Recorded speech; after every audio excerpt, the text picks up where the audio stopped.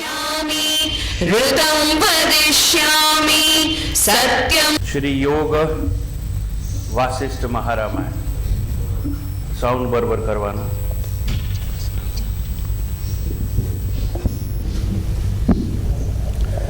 श्री योग लाउड नहीं करवाना, एक बहुत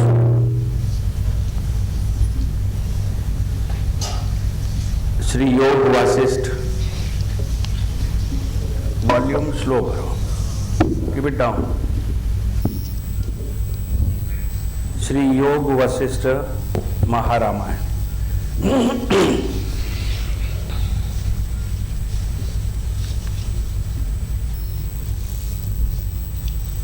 आज विषय पर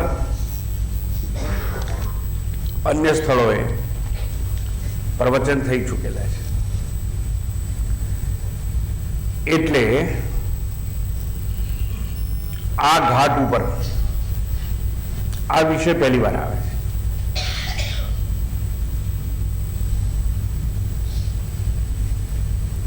મેં કહ્યું આ ઘાટ ઉપર કોઈક જમાનામાં કદાચ કોઈ નદી અહીંથી વહેતી હશે, આ મારું ગેસ વર્ક અનુમાન।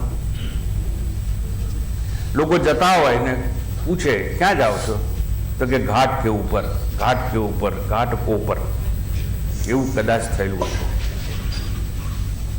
ઘાટ કે ઉપર, ઘાટ કે ઉપર એટલે કોઈક જમાનામાં હશે, 1000 વર્ષ પહેલા નદી બધી જતી હશે।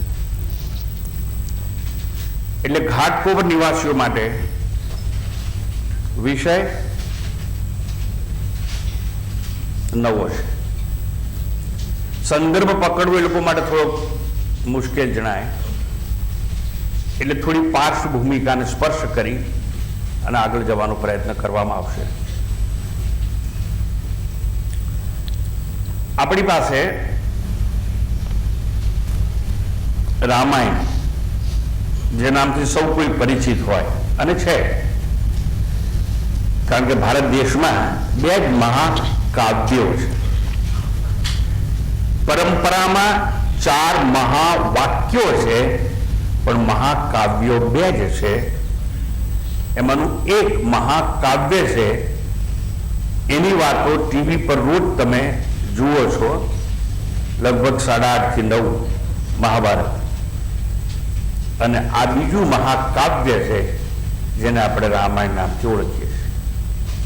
પણ જે વાર્તા ખૂબ પ્રચલિત છે, જાણીતી છે, એ પ્રસંગ છે ને કથા છે, પણ મોટી કથા કાવ્યમય।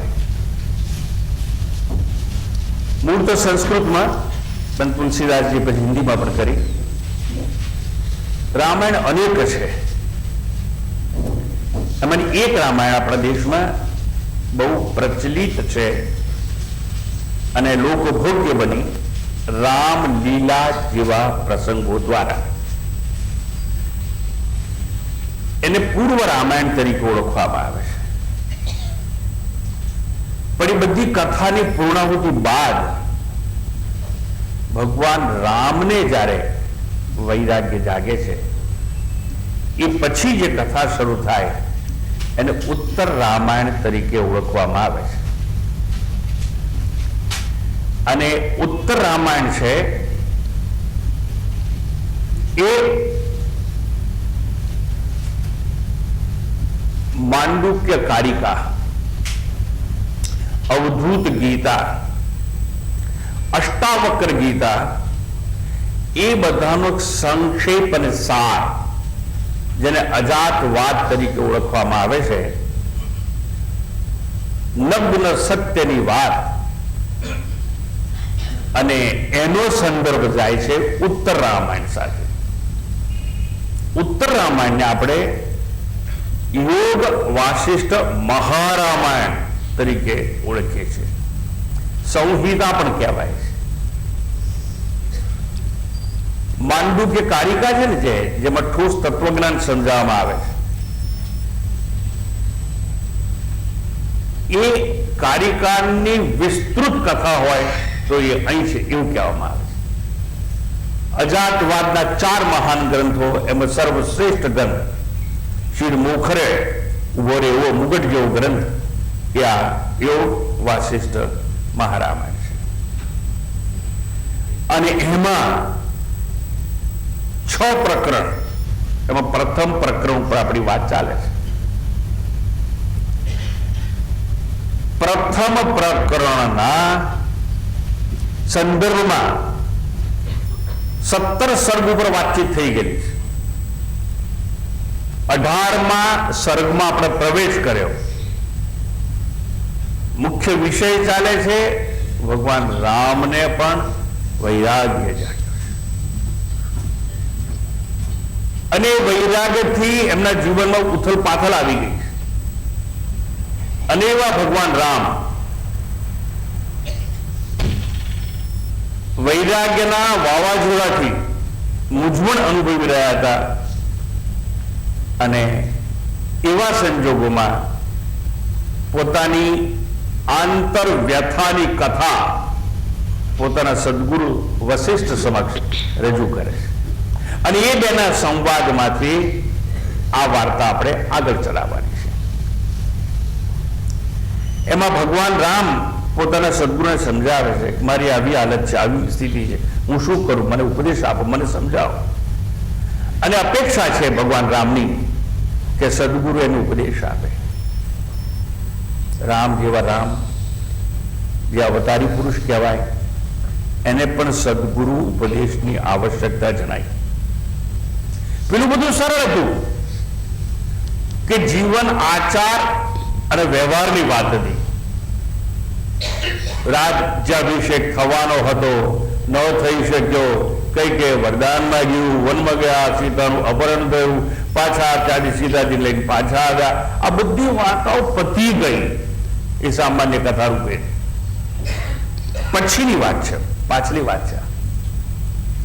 અને એમાં ભગવાન રામ પોતે પોતાની અવ્યક્ત મૂંઝવણ છે એનો અભિવ્યક્ત કરે છે અને સમજાવવાનો નમ્ર પ્રયાસ કરે છે પોતાના સદગુરુ પાસે, જેથી કરીને ગુરુનું માર્ગદર્શન એમને પ્રાપ્ત થઈ શકે. જો અવતારી પુરુષને પણ સદગુરુનું માર્ગદર્શન જણાય, આવશ્યકતા જણાય, પોતાની પ્રત્યેક શંકાનું સમાધાન શોધવાનો પ્રયત્ન ગુરુ ચરણમાં એમને કર્યો. પોતાના સંદેહોને નિર્મૂળ કરવાનો પ્રયાસ પણ એમણે એવી રીતે કર્યો. જો રામને પણ જરૂર પડે તો આપણે તો જરૂર પડે અને પડે. તો રામનો પણ કહે છે કે જન્મ થયો દશરથ રાજાને, આપણો પણ આપણા પિતાના ઘરમાં જન્મ થયો. અને રામે પણ મુખ્ય પ્રયોજન માટે આની વિદાય લીધી. આપણે પણ અમુક સ્નેહો વિદાય લઈ ચૂક્યા અને આપણે તૈયારીમાં છે. તો એવા અવતારી પુરુષના આપણામાં ફરક શું? એવું નથી. આપણે જન્મ લઈએ છીએ અતૃપ્ત વાસનાઓની તૃપ્તિ માટે. એ અવતારી છે, એને અતૃપ્ત વાસના નથી. આપણે જન્મ લઈએ છીએ કરેલા કર્મના નહીં ભોગવાયેલા ફળને ભોગવવા માટે. અવતારી પુરુષને અકર્તા ભાવે જીવન વિતાવ્યું હોય અને એને કઈ કર્મના ફળ ભોગવવા માટે જન્મ લેવો પડે એવું નથી હોતું. તો શા માટે એ અવતરે પોતાના અપ્રગટ સ્વરૂપને પ્રગટ કરે છે? આપણો જન્મ થાય તો એમનો થાય તો ખરો, આ થાય તો ખરો, એ સમજાવવા માટે કે હું તમારે જેવો મનુષ્ય છું અને મનુષ્ય તરીકે જયારે બધું કામ કરતા હોય આપણે એમાંથી પ્રેરણા લેવાનું મન થાય. એટલા માટે ઈશ્વરને પણ અવતરવું પડે, પણ યાદ રાખવાનું કોઈ વિશિષ્ટ પ્રયોજન માટે એ આવે છે. અને એ પ્રયોજન પૂર્ણ થઈ જાય તો એ અંતર ધ્યાન છે. આપણે મરી જઈએ અને એ અંતર ધ્યાન થઈ જાય. આપણે જન્મીએ છીએ એનું પ્રાગટ્ય થાય. બહુ મોટો અંતર છે. અને માટે ગીતામાં સ્પષ્ટતા કરવામાં આવી, આવું આવું થશે તો હું આવીશ, યદા યદા હિ ધર્મસ્ય ગ્લાનિર્ભવતિ ભારત અભ્યુત્થાનમ અધર્મસ્ય. એટલું જ નહીં, એને કારણો આપ્યા. કે સારા સજ્જનો હશે એ લોકો ઉદ્ધાર કરવા માટે પણ હું આવીશ, ધર્મની સ્થાપના કરવા માટે પણ આવીશ, અધર્મનો નાશ કરવા પણ આવીશ. જ્યારે આવું બધું થશે, કારણો આપ્યા છે મેં, યદા યદા, જ્યારે આવું થશે ત્યારે હું આવીશ. આપણા માટે એવું નથી. આ બધું સુનિશ્ચિત છે કે ગયા જન્મને એના જન્મમાં જેટલા કર્મો કર્યા છે જેના ફળ નહીં ભોગવ્યો એ ભોગવવા આપણે આવવું પડશે. આ અવતારી પુરુષ બે નામ ભારત વર્ષમાં ખૂબ પ્રચલિત થયા, કૃષ્ણ અને રામ. વેશ જુદા, નામ જુદા, પણ ઈશ્વર તત્વ તો એકનું એક જ. રામ તરીકે પણ આવ્યા, કૃષ્ણ તરીકે પણ આવ્યા. પણ રામાયણ પહેલાનું, મહાભારત પછીનો યુગ છે. કેવી રીતે નક્કી થાય? તો અર્જુન જે રથમાં હતું, કૃષ્ણ પરમાત્મા જેના સારથી બન્યા, એના પર જે ધજા હતી ને, એ ધજા પર હનુમાનજીનું ચિત્ર હતું. એટલે રામાયણ પહેલા થઈ ગયું અને મહાભારત પછી. It's all right. મારે એટલું સમજાવવું છે, એ રામ પોતાની આંતર વ્યથાની કથા સદગુરુ સમક્ષ રજૂ કરે છે અને એમાંથી થોડા અંશો આપણા માટે બહુ જાણવા જેવા છે. બહુ મહાન ગ્રંથ, 32,000 શ્લોક છે. અમે કેટલા આપણે સમજી શકીએ, કેટલા આપણે સાંભળી શકીએ, કેટલા પર આપણે મનન કરી શકીએ, કેટલા આપણે વાગોળી શકીએ, એ તો આપણા સામર્થ્ય ઉપર આધાર રાખે. હું વારંવાર મારા શ્રોતાઓને સમજાવું છું, 10 મીટર વાંચ્યું હોય તો 100 મીટર વિચારવું જોઈએ. 100 મીટર વિચાર કર્યો હોય એને 1000 મીટર વાગોળવું જોઈએ. ગાય ને ભેંસ જળ ન ખાય પછી વાગોળવું જોઈએ. એટલે એના પર નિધિ ધ્યાસન કરવું, ચિંતન મનન મનોમંથન કરવું. તો શું થાય? તો એક જ વસ્તુ બને, જે વાંચ્યું છે એનો વિચાર કરેલો હોય, જે વિચાર છે એને વાગોળ્યો હોય. તો જેટલું વાંચેલું હોય, જેટલો વિચાર કર્યો હોય, એ તમામ વિચાર આચારમાં પરિણમે. આચારમાં ના પરિણમે એવું બને કે નહીં, પણ થતું નથી. એવું અહીં સાંભળીને અહીં મૂકીને જતા રહે છે બધા. કેમ? વિચાર નથી કરતા. વાંચન કર્યું હોય એનો અને વિચાર કર્યો હોય તો આપણે વાગોળતા નથી. એટલે આપણા વિચારોમાં સાતત્ય રહેતું નથી, કન્સિસ્ટન્સી રહેતી નથી. there is no clarity. એટલે ક્લેરિટી, શુદ્ધિ ના હોય અને સાતત્ય ના હોય. આ સાંભળેલું કરેલું બધું જ અકો કહે છે એમ સાંભળ્યું બધું શું થઈ ગયું? ઓ કથા સુણી ફૂટ્યા કાન, તો ના આવ્યું બ્રહ્મ જ્ઞાન. એ લોકો એવું સમજતા છે કે આપણે 1 કલાક ત્યાં ગયા હોલમાં સાંભળ્યું એટલે આપણું કામ પતી ગયું, આપણી સવાર સુધરી ગઈ. સવાર સુધરી નથી, સવાર ઉઠી બગડી ગઈ.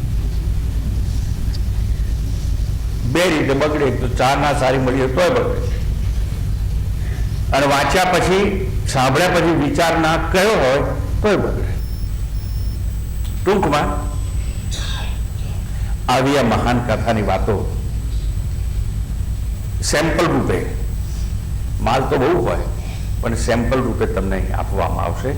અને એ પણ સંદર્ભમાં, પૂર્વ સંદર્ભને લક્ષ્યમાં રાખીને. તો યોગ વાસિષ્ઠ મહારામાયણ પ્રકરણ 1, જેનું નામ છે વૈરાગ્ય, અને એના 18મા શ્લોક ઉપર જે ચર્ચા ચાલે છે એના ઉપર આપણે આગળ જવાનું છે. પણ આગળ જઈએ તે પૂર્વે હવે પાર્શ્વ ભૂમિકા બાંધી લઈ. તમે આટલા બધા છો, વક્તા તો એક જ હોય, શ્રોતા બહુ હોય. એકાદ પ્રશ્ન પૂછી ગયા વિચારને સાંકળી અને આપણે આગળ જવાનો પ્રયાસ કરીશું.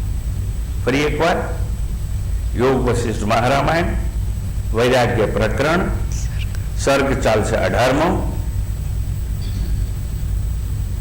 એ પહેલા બહુ લોકો બેઠા છે શાંતિથી ખરા, પણ મને એમ લાગે છે બધા જાગે છે ખરા, કારણ કે આ મને દેખાતું નથી. એવી લાઇટની અરેન્જમેન્ટ એવી છે એટલે મેં એક લાઇટ તો બંધ કરાવી, પણ આમ જાગે છે કે ખબર ના પડે. ઘણી વાર એવું બને.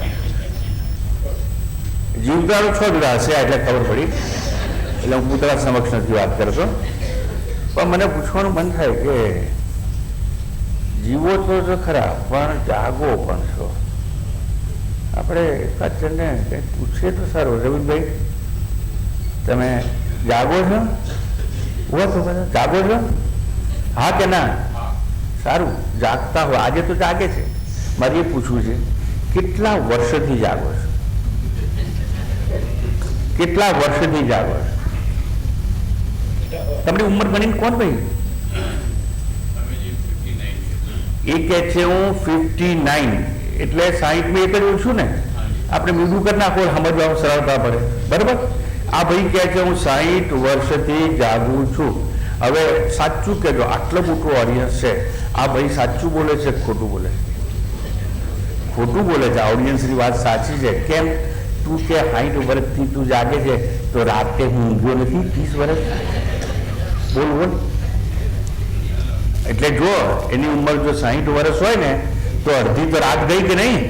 એટલે આ કે ના તો કહો. તો કેટલા વર્ષથી જાગે છે? 30 વર્ષ. સારું. હવે મને થોડી સવારના પરમાં આવ્યો છું ને, ઘાટકો પર બહુ લાંબા અંતરાલ બાદ આવ્યો છું, એટલે મને એમ થાય ઉંમરો આવ્યો. એટલે એ 60 કહે છે ને, પણ આપણે ક્યાં શિક્ષામાં આવ્યા? આપણે 100 આપી દો ને. આ 100 વર્ષના ભાઈ છે, સમજી લો. ધારો કે 100 વર્ષ છે અને કોઈની પણ આયુષ્ય કેટલું હોય? વધારે ભારત દેશમાં છે નહીં, પણ આપી દો. કેમ? આપણા બાપનું કંઈ જતું નથી. 100 વર્ષ માની લો, તો 100 વર્ષની ઉંમર હોય તો 50 વર્ષ તો ઊંઘમાં ગયા કે નહીં? એટલે હા કે ના? 50 તો ઊંઘમાં ગયા. એટલે આ ભાઈ 50 વર્ષ, જો હું તો બહુ ઉદાર છું એટલે કહું છું. આમ તો ટી-શર્ટ કેવું છે, પણ આપણે છૂટા જે વેચવા માનીએ તો 50 વર્ષથી આ ભાઈ જાગે છે. જાગતા તો હોય, પણ કેટલીક વાર એવું બને ને કે અમુક ઝોકામાં જાય, અમુક એવું થાય. આપણા દેશમાં કાયદો છે કે નાની ઉંમરમાં કોઈ બાળકથી કંઈ પણ ગુનો થાય, જુવેલીન કહેવાય ને, એવા કાયદાઓ છે, તેને સજા ના થાય. આ રેપના કેસમાં તમે સાંભળ્યું ને કે નાની ઉંમર ના હોય ને કે એ લોકો નિર્દોષ ગણવામાં આવે. પણ ચલો એ મોટી એને કાપી નાખો ને. હું તો 10-12 વર્ષની વાત કરું. જો 10-12 વર્ષ તો આપણે શેમાં ગુમાવ્યા? બાળપણમાં. શંકરાચાર્ય કહે છે ને, બાલસ્તાવત ક્રીડાસક્ત તરુણસ્તાવત તરુણી રક્ત વૃદ્ધસ્તાવત ચિંતામગ્ન. પણ બાળપણમાં 12.5 વર્ષ મેં આપ્યા ને, આની 100 વર્ષ હતા, બધી 50 વર્ષ ગુમા ગયા, 50 બચ્યા છે. એમાંથી 12.5 વર્ષમાં તો છોકરું અપરિપક્વ હોય, સમજે જ નહીં. મા બાપની આંગળી પકડીને જતું હોય અને નિશાળો દાખલ કરે તો માં લેવા જાય, અને મુંબઈની માઓ તો અપ ટુ ડેટ બની ઠની છોકરા નિશાળમાં લેવા જાય, મેકઅપ કરીને આવે, અને ત્યાં બાળ મંદિર કે કેજી ક્લાસો તો એટલી ભીડ થતી હોય જાણે મોટી કીટી પાર્ટી લગાડી હોય. છોકરાઓ છૂટ લીધા, બધી માઓને મજા આવતી હોય બધી. હાર છોકરા લેવા જાય. કેમ? છોકરું ઘેર પોતે એટલું રહી શકે. એટલે 12.5 વર્ષ એમને એમ ગયા, રમત ગમતમાં ગયા, અણસમજણમાં ગયા, અપરિપક્વતામાં ગયા.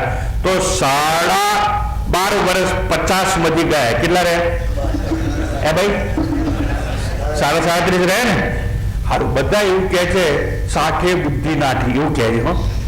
60 વર્ષ ચાલે કઈ યાદ ના રહ્યા તો બુદ્ધિ ગઈ જ કહેવાય. તો ઘર પણ એવું કહે છે આ 2 સુધી ગઈ છે. લે તારી માને કે છોકરો દઈ જાય, એની મા બાજુની ખમીસ ખેંચે. તો બાળપણમાં 12.5 ગયા. ઘડપણ અને બાળપણ એક જ જેવું હોય. નાનું બાળક હોય, દાંત બાંધતા એને ખાતા ના આપણે પૂછું માં બને ખબર. અને પછી કાકા, આપણે કાકા થઈ ગઈએ, કાગડો નહીં કાકા એવું કે બધા. ડોળા થઈ ગયે તો ચોખ્ઠું આવે, અને ચોખ્ઠું મૂકી રાખ્યું હોય. જો તમે જે માતા સૂટેડ બુટેડ કટેડ ટાઈ કરીને જોયો હોય ને, એને ઘેર રાતે અંધી રાતે જઈને બેલ નહીં મારવાનો. કાંક બોલાય બહુ કાકા આવે તમે ઓળખી નાખો ઘણી વાર, કાંક બધું મોટું થઈ ગયું હોય. એટલે ઘડપણમાં પણ છેલ્લા 12.5 વર્ષ, 100ની આગળના 12.5 વર્ષ નક્કામાં હોય. એને પણ કોઈ હાથ પકડીને ચલાવતું હોય, મદદ કરતા હોય. બાળપણના 12.5 વર્ષ ગયા, અને પછી 37.5 માંથી બીજા 12.5 વર્ષ ગયા. કેટલા રહ્યા ભાઈ? 25. એટલે તમારું આયુષ કેટલું છે? 25 જ વર્ષ. અને એ 25 વર્ષમાં તમારે નિશાળ ભણવાની, કોલેજ ભણવાની, પરીક્ષાઓ આપ કરવાની, નિષ્ફળતાનો અનુભવ કરવાનો, અને પછી પરિપક્વ ભણ્યા હોય કે ના ભણ્યા હોય, મા બાપને જેવું તને છોકરાને ઠેકાણે ફાળો પૈણાઈ દો એટલે પાછા આ બધું કેટલા વર્ષમાં કહું છું? 25 વર્ષ માત્ર. તમારું આયુષ્ય કેટલું છે? માત્ર 25 વર્ષ. જે તમને ખબર છે હું જીવું છું કેમ કે પરિપક્વ થઈ ગયો માટે. અને એમાં પાસ થઈ ગયા, BA pass, graduate, post graduate, પછી એપ્લાય, નો રિપ્લાય, નોકરીમાં ઉપર ઓફિસર ખરાબ હોય, ખરાબ ધમકાવે, એમ આ નોકરી બદલું, નોકરીઓ બદલી કરો, અને પછી લગ્ન કરો, પછી બાઈ આવે, પછી બાઈ હાથ વસ્તુ માંગે એટલે એની બધી વસ્તુ આપવામાં તમારો સમય જતો રહે. અને એમ કરતા હતા બળ કોઠા ભાઈ તમે આંગળી પકડી તમારા છોકરાને, તમારા બાપા તમે લઈ જતા હતા, હવે તમે જ છોકરાને આંગળી પકડી નિશાળે મૂકવા જાઓ, છોકરાને મૂકવા જાઓ, લેવા જાઓ, ઘરની સામાન્ય વસ્તુઓ લાવવાની, દૂધ ના લે ભાઈ તમે દૂધ તો લઈ આવો ચાલુ એટલે પેલું દૂધ લાઈનમાં ઉભો હોય, પેલી ગાંઠલેટની લાઈનમાં ઉભો હોય, ક્યાં લાઈનો બહારગામ જવો તો લાઈનમાં ટિકિટ લેવા ઉભા રહ્યો. પણ આ બધી પંચાયત અને એમાં લગ્ન કરીને તમે ઠેકાણે પડો અને તમારા છોકરાઓ ઠેકાણે પડો. પણ આ બધું જ કેટલા વર્ષમાં કરવાનું? એમાં પછી કોઈ માદીજી આવી ગઈ, આધી વ્યાધી, અને પછી ઉપાધિ વધવા લાગી. આ બધું કેટલા વર્ષમાં કરવાનું?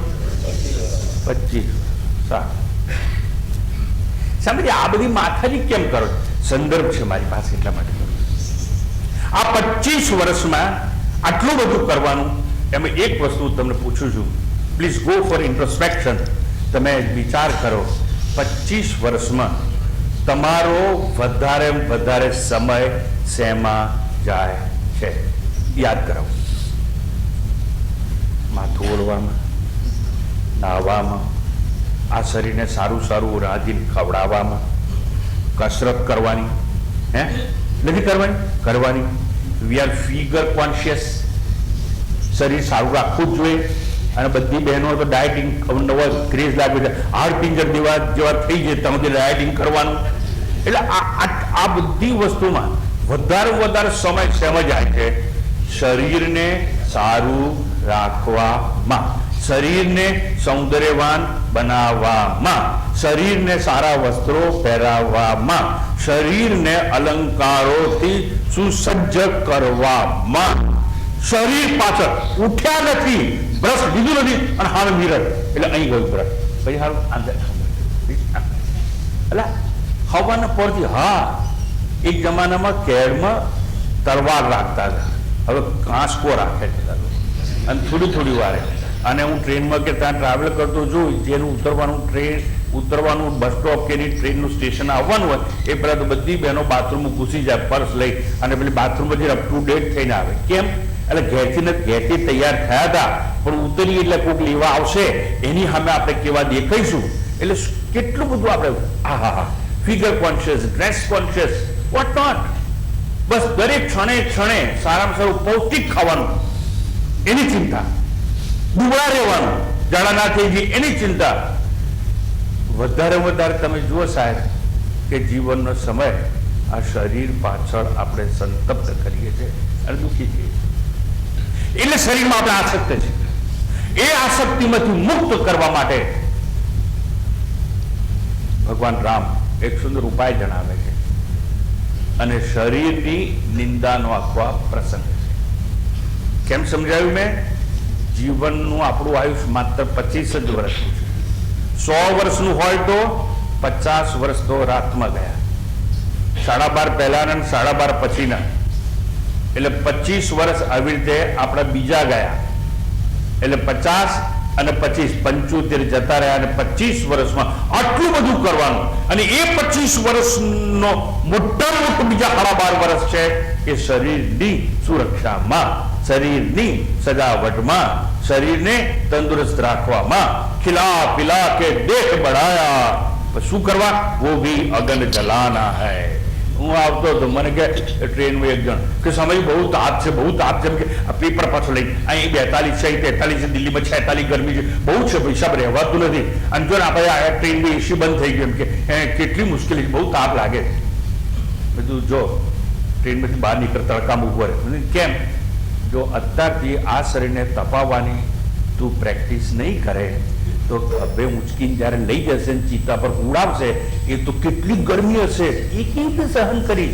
પ્રેક્ટિસ કરતા તારે કોને કહેવા જશો? બહુ તાપ છે, બહુ ગરમી છે, અહીં ના કુવાડો. જો ભાઈ, આ શરીરને આસક્તિમાંથી મુક્ત કરવા માટે શરીરની નિંદા અથવા દોષ દર્શનની એક અદ્ભુત અલૌકિક પ્રક્રિયા આપણા વિધાન શાસ્ત્રોમાં સમજાવવામાં આવે છે. આટલી વાત કરવા માટે એક ભૂમિકા મેં તૈયાર કરી અને આપણે વિષયમાં હવે પ્રવેશ કરવાના કે ભગવાન રામ પોતાના સદગુરુની સમક્ષ દેહની નિંદાનો આખો પ્રસંગ ઉપાડે છે. એ દેહ વિશે આપણે વાંચવાનું, સાંભળવાનું, વિચારવાનું અને વાગોળવાનું, તો જીવન ધન્ય થઈ જાય. તે વિષયમાં આપણે પ્રવેશ કરીએ છીએ. યોગ વાસિષ્ઠ મહારામાયણ પ્રકરણ 1 સર્ગ 18 અને આપણે 8 મંત્રો સુધી વાત થઈ ગઈ છે. 9મા મંત્ર પર પ્રારંભ કરવાનો છે. જો આ લોકો આપણા પર કૃપા કરીને પહેલા 8 મંત્રો બી સમજાઈ જાય, ખાલી ગઈ લેવાના, પછી હું વાત કરીશ. અને 9મો મંત્ર બોલી જાઓ, 1 થી 9 બોલી જાઓ, પછી આપણે વાત આગળ કરીશું. શ્રી રામ ઉવાચ આર્દ્રાંત્રતંત્રીનહનઃ વિકારી પરિપાતવાન દેહસ્ફુરતિ સંસારે સોऽપि દુઃખાય કેવલમ અજ્ઞોऽપि તત્કૃસદૃશઃ વલિતાત્મચમત્કૃતિઃ યુક્ત્યા ભવ્યો પ્રભવ્યોऽપि ન જડો નાપि ચેતનઃ જડાજડદૃશોર્मध्ये દોલાયિતદુરાશયઃ અવિવેકી વિમૂઢાત્મા મોહમેવ પ્રયચ્છતિ શોકેનાનંદમાયાતિ સ્તોકેનાયાતિ ખેદિતાં નાસ્તિ દેહ સમશોચ્યઃ નીચો ગુણબહિષ્કૃતઃ આગમાપાયિના નિત્યં દંતકેસરશાલિના વિકાસસ્મિતપુષ્પેણ પ્રતિક્ષણમલંકૃતઃ ભુજશાખો ઘનસ્કન્ધઃ દ્વિજસ્તંભશુભસ્થિતિः લોચનાલિવિલાક્રાन्तः શિરઃ પીઠબૃહત્ફલः શ્રવદन्तરસગ્રस्तः હસ્તપાદસ્પલ્લવः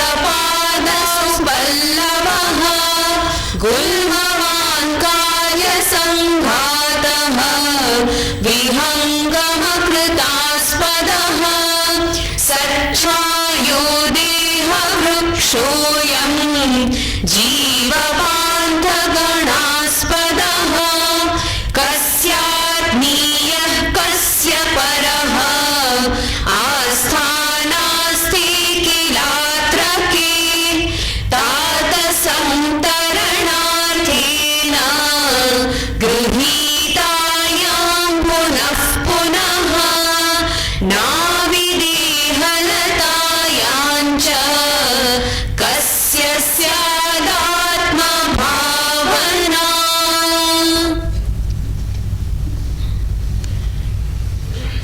8 શ્લોક સુધી બોલાયું. 9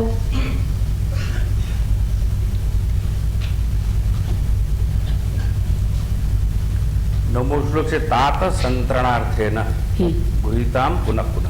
બરોબર. શરીર, ભગવાન રામ દેહ કે શરીર એના દોષનું દર્શન કરાવે.